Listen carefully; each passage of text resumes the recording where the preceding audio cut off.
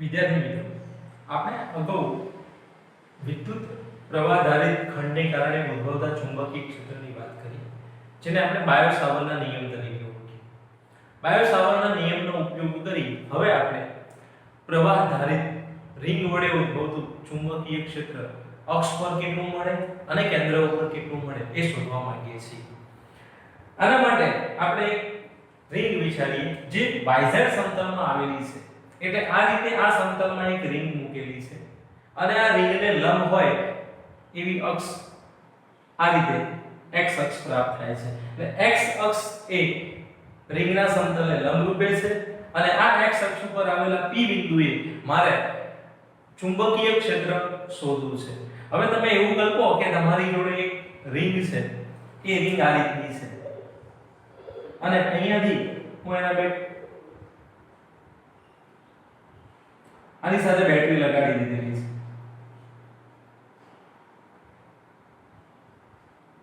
તો આમાં વહેતો જે વિદ્યુત પ્રવાહ છે એ આ રીતે એન્ટર થશે અને આ રીતે એ પાછો આની અંદર બેક આવશે આ રીતે. તો આના કારણે આ રિંગની અક્ષ ઉપર કેટલું ચુંબકીય ક્ષેત્ર મેળવવું છે, જે વસ્તુ મેં અહીંયા કટ બતાવેલો નથી, હકીકતમાં આ પરિસ્થિતિ છે એવું સમજી લો. પ્રેક્ટિકલી તમે આ રીતની ગોઠવણી કરેલી છે. હવે આ પ્રવાહ જે વહી રહ્યો છે એ પ્રવાહના કારણે ચુંબકીય ક્ષેત્ર ઉત્પન્ન થાય છે અને આ ચુંબકીય ક્ષેત્રનું મૂલ્ય આ p બિંદુ આગળ કેટલું છે એ મારે મેળવવું છે. તો આના માટે હું બાયો-સાવર્ટના નિયમનો ઉપયોગ કરવા માંગુ છું. બાયો-સાવર્ટના નિયમની અંદર આપણે એવું ભણ્યા કે આઈડિયલ જેટલા સૂક્ષ્મ પ્રવાહ ખંડને કારણે મળતું જે ચુંબકીય ક્ષેત્ર છે એ dB નું મૂલ્ય આઈડિયલ μ0/4 પાઈ આઈડિયલ સદિશ ક્રોસ r સદિશ ભાગ્યા r ક્યુબ જેટલું હોય છે.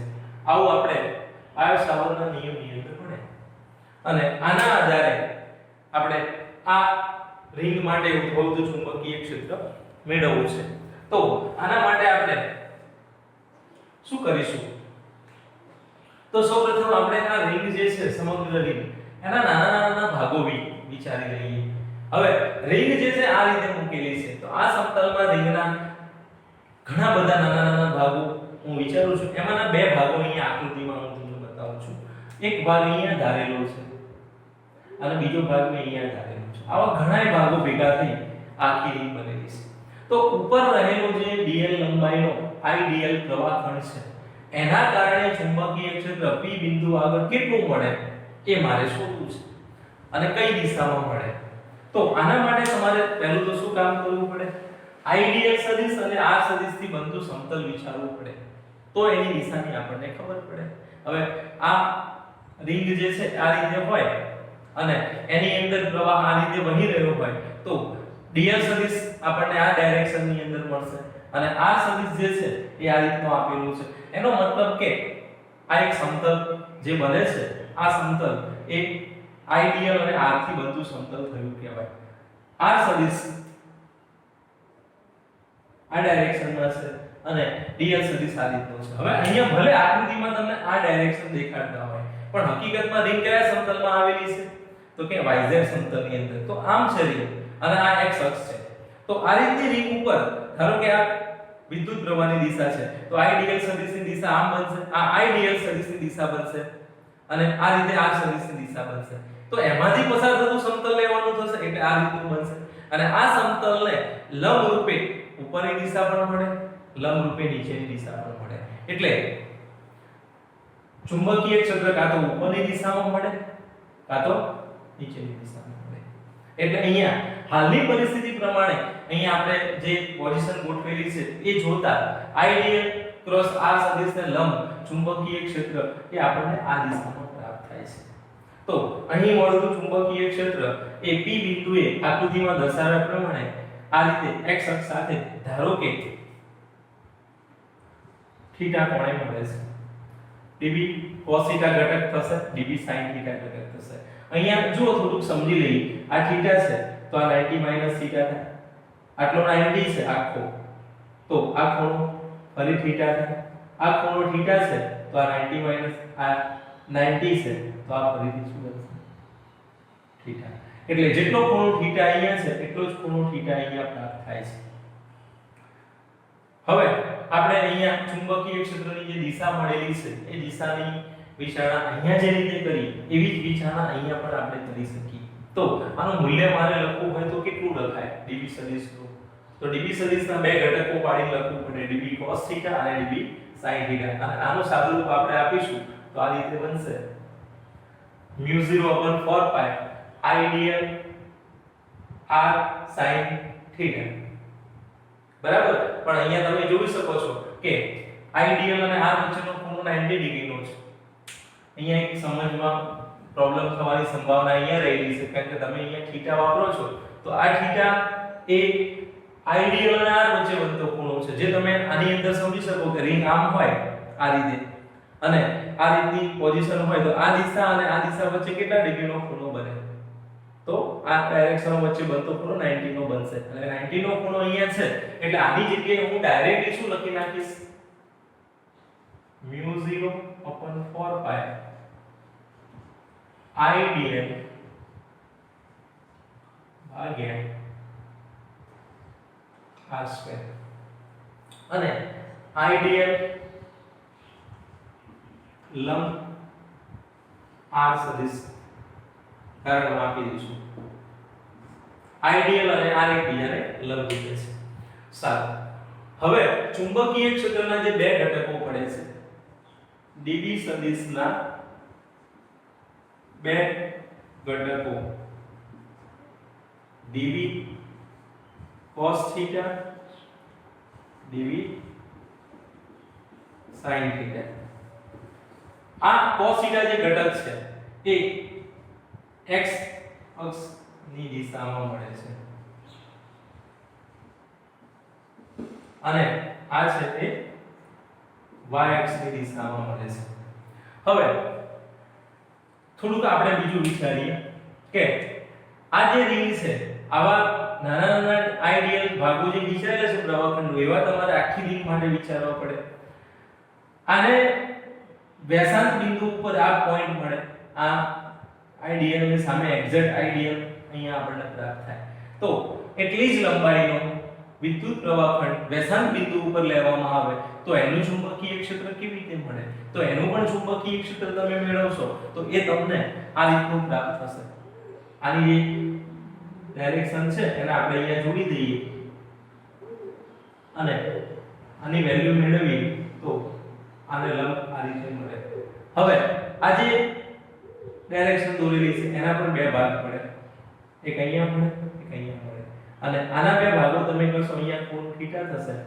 સેમ સાયમેટ્રી છે એટલા માટે અહીંયા પણ ખૂણો થીટા બને આમાંથી આ ખૂણો થીટા આ ખૂણો થીટા અહીંયા dv cos θ મળે અહીંયા dv sin θ મળે dv sin θ વાળા જે ઘટકો છે એ એકબીજાની અસર કેન્સલ કરે અને dv cos θ વાળા ઘટકો જે છે એ એડ થાય તો dv cos θ વાળા ઘટકો બાકી વધે કોના કારણે આ બે પોઈન્ટ વિચારીએ ત્યારે હવે અહીંયાનો એક પોઈન્ટ વિચારો અહીંયાનો પોઈન્ટ વિચારો તો એકમાં પ્રવાહ ઉપર જતો હશે એક બાજુમાં નીચે આવતો હશે તો એના કારણે મળતું ચુંબકીય ક્ષેત્ર પણ આ રીતે હશે હવે આ રીતે જોઈએ તો માત્ર x દિશાના ઘટકો બાકી વધે y ડાયરેક્શન અને x અક્ષને લંબ હોય એવા કોઈ પણ ઘટક આપણને પ્રાપ્ત થતા નથી થાય છે પણ એકબીજા સાથે કેન્સલ થાય છે નાબૂદ થાય છે માટે આ dv sin θ ઘટક જે આ બે વ્યાસાંત બિંદુઓ માટે વિચારે અને કેન્સલ થતા જોવા મળે એવા જ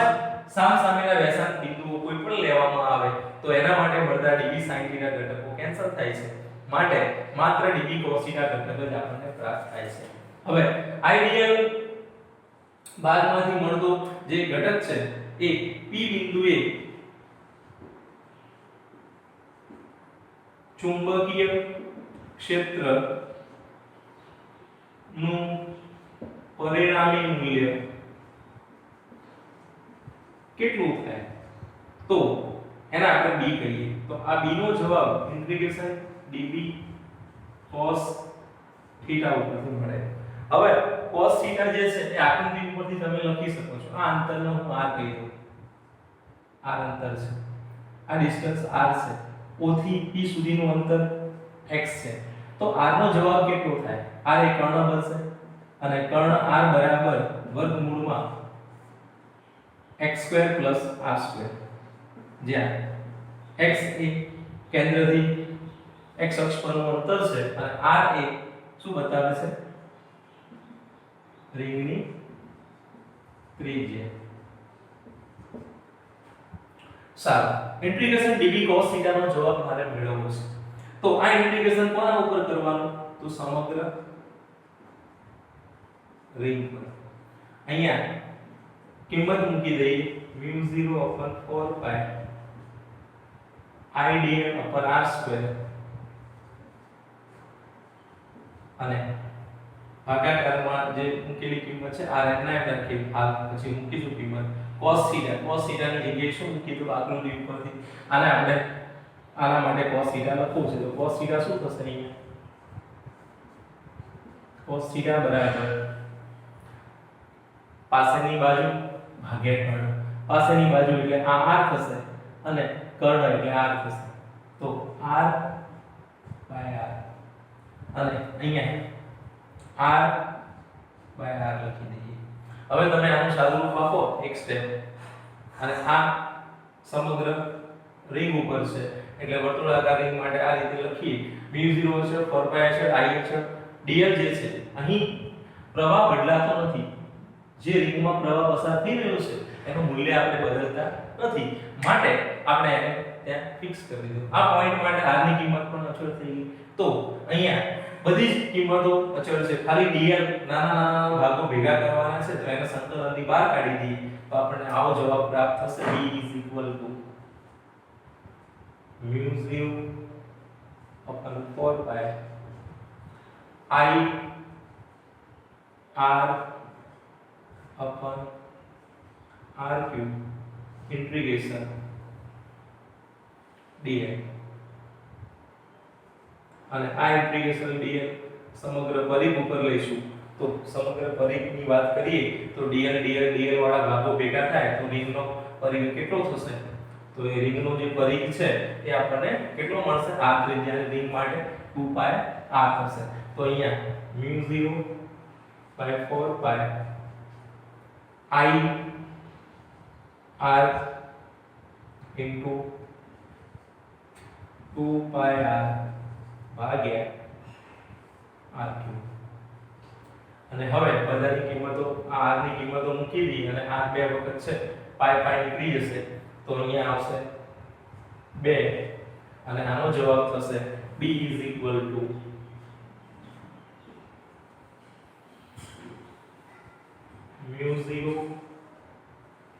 r ની જગ્યાએ શું મૂકી દી? x² + r² રેઝ ટુ આવશે 1/2. તો μ0/2r r³ ની જગ્યાએ x² + r² અને 3 ઘાત છે અને ત્યાં 2 ઘાત છે એટલે અહીંયા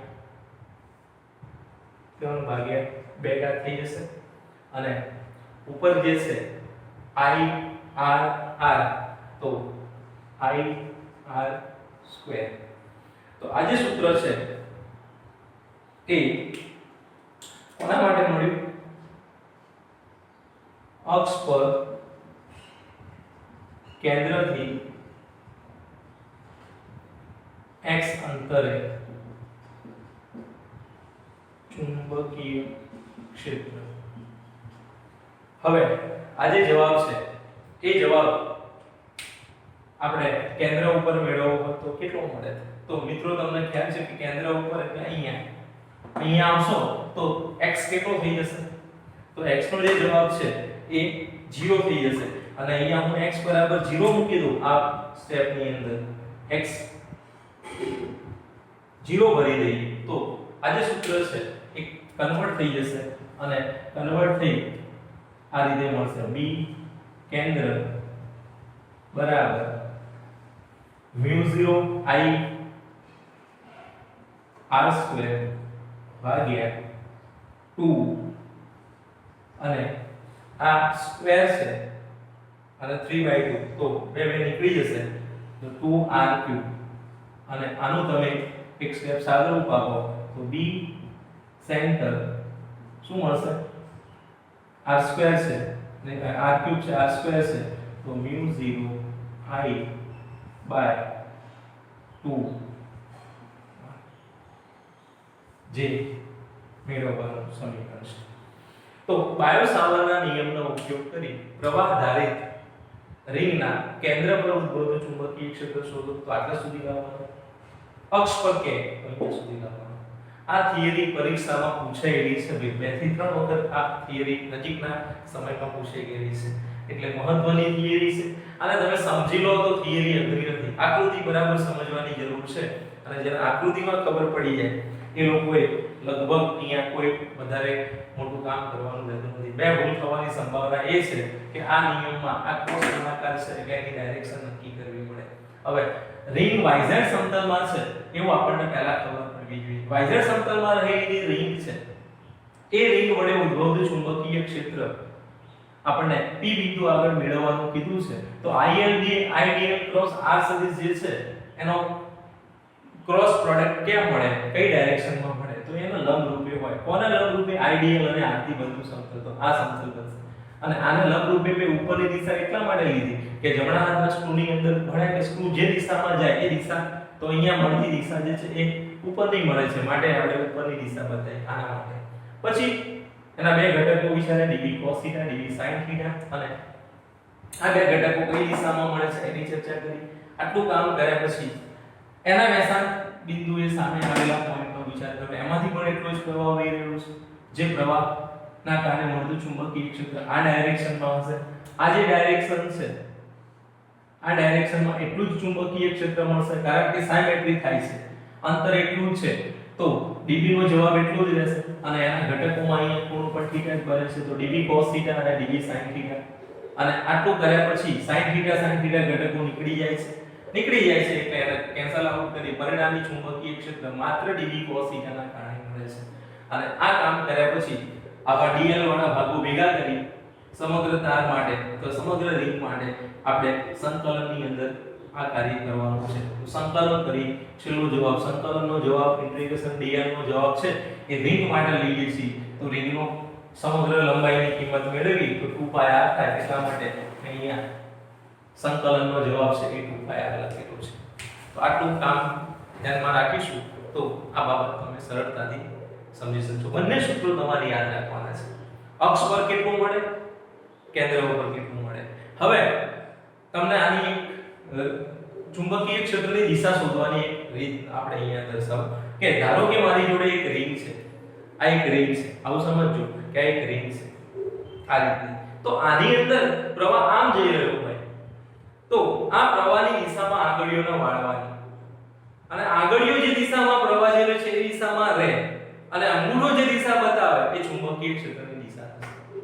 એટલે અહીંયા ચુંબકીય ક્ષેત્રની દિશા જે છે એ આપણે મેળવવી હોય તો આ પરિસ્થિતિ પ્રમાણે પ્રવાહ આ રીતે જઈ રહ્યો, આમ બહાર આવી રહ્યો છે, તો આ જે અંગૂઠો છે એ x અક્ષની દિશા આપશે. જો પ્રવાહ આમ જતો હોય, અંદર એન્ટર થતો હોય તો એ ચુંબકીય ક્ષેત્ર આ દિશામાં મળે. એટલે ચુંબકીય ક્ષેત્રની જે દિશા છે એ શોધવી હોય તો આંગળીઓને પ્રવાહ ધારિત રિંગની ડાયરેક્શનમાં વાળવાની. હવે આંગળીઓ ઊંધી તો વળવાની નહીં, એટલે આંગળીઓ આમ જ વળશે. આમ વળશે તો અંગૂઠો જે દિશા આપે એ ચુંબકીય ક્ષેત્રની દિશા આપે. એટલે અહીંયા ચુંબકીય ક્ષેત્રની દિશા શોધવા માટે આપણે આનો ઉપયોગ કરી શકીએ, જેની આકૃતિ તમને અહીંયા આપેલી છે. આકૃતિ જોશો એટલે તમને ખ્યાલ આવી જશે.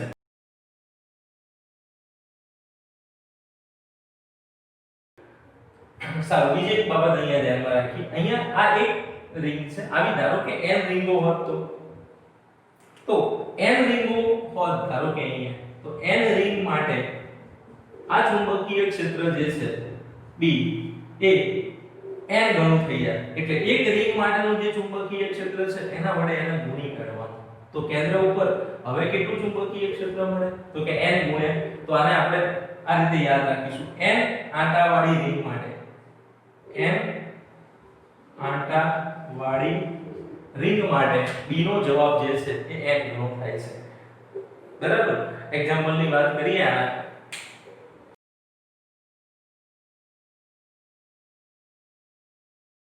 ઉદાહરણ 4.6 માં જે બાબત આપેલી છે, આકૃતિમાં દર્શાવ્યા મુજબ 12 એમ્પિયર વિદ્યુત પ્રવાહ ધારિત સીધા તારને 2 સેન્ટીમીટર ત્રિજ્યાના અર્ધવર્તુળાકાર ચાપમાં વાળ્યો છે. એટલે આવી આકૃતિ બનાવેલી છે. ધારો કે આ ચાપના કેન્દ્ર પર ચુંબકીય ક્ષેત્ર B છે. સીધા વિભાગો વડે ઉદ્ભવતું ચુંબકીય ક્ષેત્ર કેટલું હશે? બીજો પ્રશ્ન પૂછેલો છે. અર્ધવર્તુળાકાર ચાપના કારણે મળતા B કરતા વર્તુળાકાર ગાળા વડે મળતું ચુંબકીય ક્ષેત્ર કઈ રીતે જુદું પડે છે અને કઈ રીતે તેને મળતું આવે છે? આકૃતિમાં B માં દર્શાવ્યા મુજબ આ તારને તેટલી જ ત્રિજ્યાના પરંતુ વિરુદ્ધ દિશામાં અર્ધવર્તુળાકાર ચાપમાં વાળવામાં આવે તો તમારો જવાબ જુદો હશે. અહીંયા જે પ્રશ્ન પૂછેલા છે એમાં પહેલી વસ્તુ કહેલી છે કે આ સુરેખ જે તારો છે એના વડે કેટલું ચુંબકીય ક્ષેત્ર મળે. તો આ સુરેખ તારો ની લાઈન ઉપર જ આ O બિંદુ આવેલું છે. માટે આ O બિંદુઓ ઉપર આ જે સુરેખ તાર છે એના વડે મળતું ચુંબકીય ક્ષેત્ર શું થઈ જશે? 0 થઈ જશે. આપણે લાસ્ટ ટાઈમ જોયું હતું કે આઈડિયલ સદિશની દિશામાં આપણે ચુંબકીય ક્ષેત્ર મેળવીએ તો બાયો-સાવર્ટના નિયમ પ્રમાણે આ જવાબ 0 મળે. એટલે O બિંદુ આગળ અહીંયા અને અહીંયા બંને આકૃતિમાં આકૃતિ A અને આકૃતિ B બંનેના જવાબો આપણને શું મળશે? સુરેખ તાર માટે સુરેખ તાર વડે મળતું ચુંબકીય ક્ષેત્ર O બિંદુએ આગળ શૂન્ય થાય. બરાબર. બીજો પ્રશ્ન પૂછેલો છે કે આ અર્ધવર્તુળાકાર ચાપ અને ધારો કે અહીંયા આખે આખું વર્તુળ પર તો શું ફેર પડે ચુંબકીય ક્ષેત્રના મૂલ્યમાં? તો B નો જવાબ જે છે એ વર્તુળાકાર ગાળો હોય તો કેટલો થાય? તો કે μ0 I/2r. આ કોના માટે? વર્તુળાકાર રિંગ માટે. હવે આની અંદર કિંમતો મૂકીને સાદુરૂપ આપી દઈએ તો આપણને B મળી જશે. એમને એવું કીધેલું છે આના પર B' કરીએ કારણ કે B તો આના માટે વાપરેલો છે. તો B નો જવાબ કેટલો થાય? તો કે B નો જવાબ અડધી જ રિંગ થાય છે. માટે અડધો μ0 I/2. હવે આ બંને વચ્ચે શું રિલેશન બન્યું? તો કે B is equal to B dash by. એટલે તમારે આ બાબત ધ્યાનમાં લેવાની છે. આ કોના માટે જવાબ છે? અર્ધ વર્તુળાકાર ગાળા માટે. B અને B ડેશ. સારું. દિશાની વાત કરી તો અહીં મળતું ચુંબકીય ક્ષેત્ર એ પ્રવાહ આમ થઈ આમ જઈ રહ્યું છે. તો આંગળીઓને હું આ રીતે વાળું તો આંગળીઓ આમ વાળવામાં આવે તો O બિંદુ આગળ ચુંબકીય ક્ષેત્રની દિશા મને કઈ મળે છે? અંદરની. તો પહેલા પ્રશ્નની અંદર આકૃતિ A માં મળતું ચુંબકીય ક્ષેત્ર અંદર મળે છે. આકૃતિ B પ્રમાણે વિચારીએ. આકૃતિ B ની અંદર તમે જોઈ શકો છો તો આકૃતિ B પ્રમાણે ચુંબકીય ક્ષેત્રની દિશા O બિંદુ આગળ બહારની મળે છે. સારું. મૂલ્યમાં શું ફેર પડશે? તો આની અંદર જે મૂલ્ય મળે છે એટલું જ મૂલ્ય આની અંદર પણ પ્રાપ્ત થશે. એટલે અહીંયા મૂલ્ય બંનેના સરખા રહેશે આકૃતિ A અને આકૃતિ B માં, પરંતુ મળતા ચુંબકીય ક્ષેત્રની દિશા આમાં બહારની મળે છે, આની અંદર અંદરની મળે છે. બરાબર. તો અહીંયા B પ્રશ્ન જે પૂછેલો છે એની અંદર આપણે અહીંયા ચોખવટ કરી દઈએ કે વર્તુળાકાર રિંગ માટે મળતું ચુંબકીય ક્ષેત્ર અર્ધવર્તુળાકાર રિંગ લેવામાં આવે તો આ બંને વચ્ચેનું રિલેશન આ રીતે મળે છે. એટલે અહીંયા અડધું પ્રાપ્ત થાય છે. વર્તુળાકાર રિંગ કરતા અર્ધ વર્તુળ માટે મળતું ચુંબકીય ક્ષેત્ર અડધું હોય છે,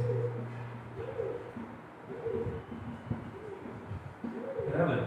અને શું સામ્યતા છે? તો સામ્યતા એ છે બંને કિસ્સામાં મળતા ચુંબકીય ક્ષેત્રની દિશા એક જ હોય છે અથવા સમાન હોય છે. કેવી રીતે?